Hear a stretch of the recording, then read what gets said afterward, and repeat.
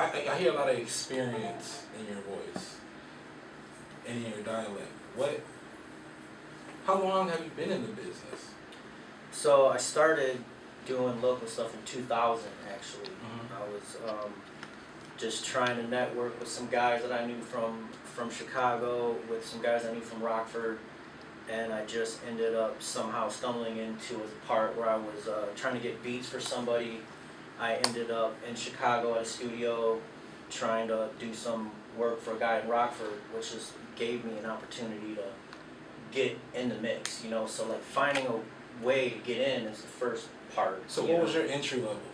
So basically I knew a guy who had a studio and made beats in Chicago, and then I had a friend who was a rapper in Rockford, and he was recording at Rock Noisy Studio on the south side. It was at the Lush Head, and he was in a group, but he wanted to kind of expand out and find different producers. So I called a buddy and was like, hey, I need to talk to the dude you know that I need to know and set these guys up. So we drove up to Chicago, met them.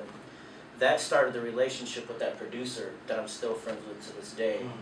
And so at that early point, it was all about networking and utilizing who you know within your own group of people. Like trying to reach out too far kind of makes you hit an area where you're like, man, I can't make it or I can't do it. But if you start with who you do know and you utilize that, and then you see where that takes you. So that's kind of like what I did to start. So I actually had a website in 2000 through 2002 called nobudget.com, and I had taken all the people I was working with and I posted them on the website and all their events, and there was nothing like this on the internet at the time. Right. You know, so I had people from DC, I had people from Colorado, Florida, Rockford, Chicago, Madison, Milwaukee, St. Louis.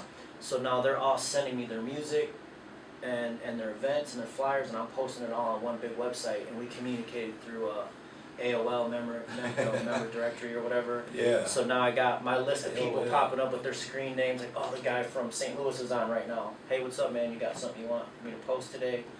He's like, yeah, cool. This is just, that was not going on at the time. So I met, So you like, so you paid him.